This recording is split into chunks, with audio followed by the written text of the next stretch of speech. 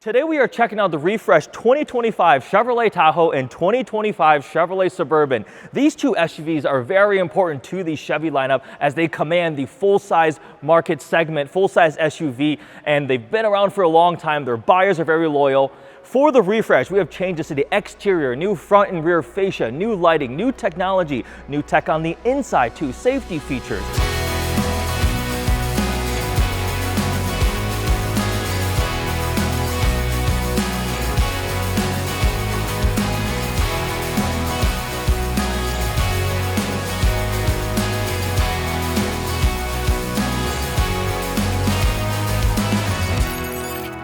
In terms of the powertrain, we've got three available. You have the 5.3-liter gas V8, the 6.2-liter gas V8, and the 3-liter Duramax diesel, the baby Duramax, with improvements from turbocharger changes, improvements to the emissions. It now makes 10% more power at 305 horsepower and 495 pound-feet of torque. We also have the 10-speed automatic transmission across all of them. Let's grab the camera, get up close, check out the exterior, talk about some of the features the team here has told me about, take a tour of the interior too.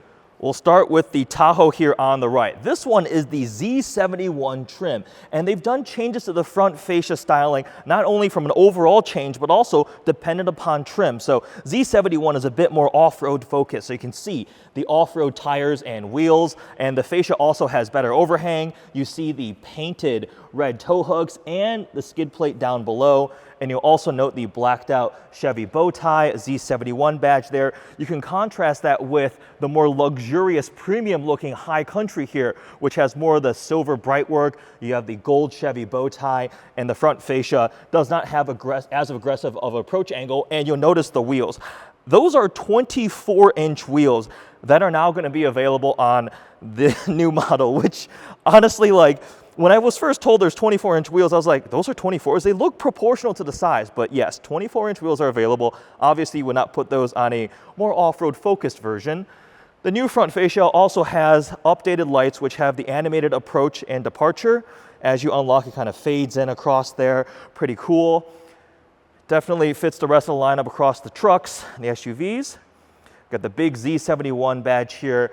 Blacked out Tahoe lettering. This one has the fixed side steps. This one has the auto deploy side steps, the power ones, and they changed the lighting down below. If you look at some of the older ones, including everything up to the Cadillac Escalade, the pre-refresh ones, that lighting has like little individual LEDs. You can see them. Now it's one big smooth lighting element across the underside. That looks way better.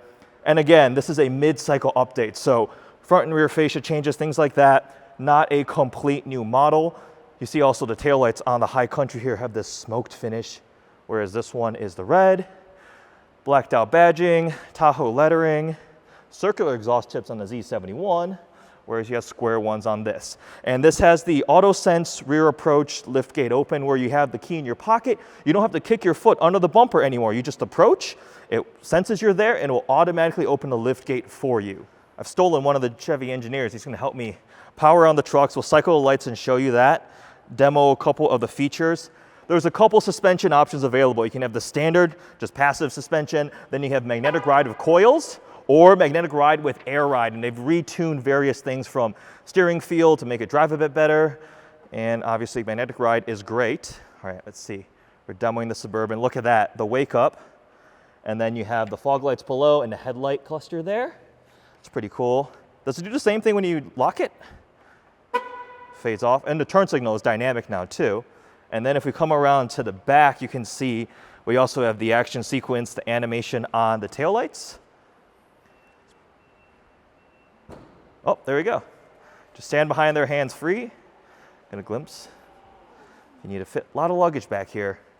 This is the one to take. The Tahoe is going to be slightly smaller. Another point on the wheels. So there are 11 carryover wheel designs and 9 additional ones, which means new customers of Suburban and Tahoes will have up to 20 different wheel designs to pick from. That's a bit shocking. I think I would have a difficulty picking the wheels because that's a lot, 20 different wheel options. Let's check out the interior. We've got the Tahoe here, and immediately you'll see the new screens. For a mid-cycle update, it's a lot of changes. Go ahead and hop in with the fixed side step there. So we have a digital cluster here in the middle, and then you have this massive 17.7-inch infotainment screen that it is squared off on this side, but here it goes to the full edge. I think they call it the freeform screen. And we have wood trim spanning across the interior. The one on the High Country, we'll hop in that in a moment, was like open port, felt really nice. But the infotainment screen is just massive. It is angled towards the driver, so very driver focused. And then this one does not have Super Cruise, so regular steering wheel, paddle shifters here. Z71, bit more off-road focused, not as premium luxurious. We'll hop in the High Country in a moment. You do have some redundant HVAC controls down here, which is always nice. Physical knobs. Obviously, the screen can control a lot of things there too. Huge center storage space there. Wireless phone charger. You got a couple ports, the cup holders, and also blacked out badge here. A lot of things are going to be familiar, because again, this is the mid-cycle update, but a good amount of changes. I want to show you the interior of the High Country, because this one is pretty nice. So we have the brown leather, side step deployed, and you can feel the grain here. Open pore wood trim that stretches across the entire cabin there. Ventilated perforated seats here too. The High Country logo embroidered there, and we'll step up in. So yeah, you see that wood trim going, ooh, welcome sequence, the wood trim going across. That fades into the Chevrolet logo. We have some pretty awesome flexibility here in the center console area too. So you toggle the button there and you can move this back. This exists in the current one, but just demonstrates the practicality here. Huge amount of space. Little tray opens. This will open up.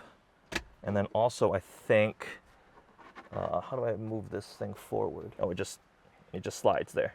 So the armrest part can come forward still too. So this is pretty awesome.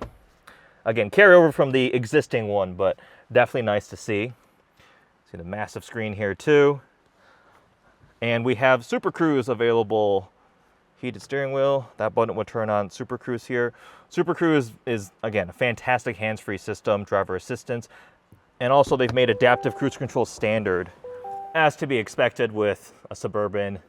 Tons of space inside. You saw those two suitcases in the back, and we still have the third row seats folded up. Second row captain's chairs. That's gonna be the same as the existing ones. So there's a quick look at the refreshed 2025 Chevrolet Tahoe and Chevrolet Suburban. Again, this is a mid-cycle refresh of the existing model. Availability, they're going to start building them later in 2024, so we still have about a year's time to wait before these will start hitting production, but super early look at them. For me, the highlights are going to be the new front fascia. I think the lighting is quite nice, the refresh there. Z71 trim is also getting the 3-liter Duramax, and improvements to that Duramax engine are definitely good. I've tried that out in everything from some GMC models, Cadillac Escalade, and it's a great powertrain because it offers so much torque, really good range. It's a good engine available for this if you don't want to go for the gas V8s. Towing is also pretty good too. They've got a ton of new features in the towing app to help make it easier, right? If you have an idiot like me and I got to put a boat into a lake, I don't want to damage anything, so there's tech available now in them to help you, guide you, all the new features that you expect in a really, really modern SUV. Towing capacity, max is rated at 8,400 pounds, 8,200 for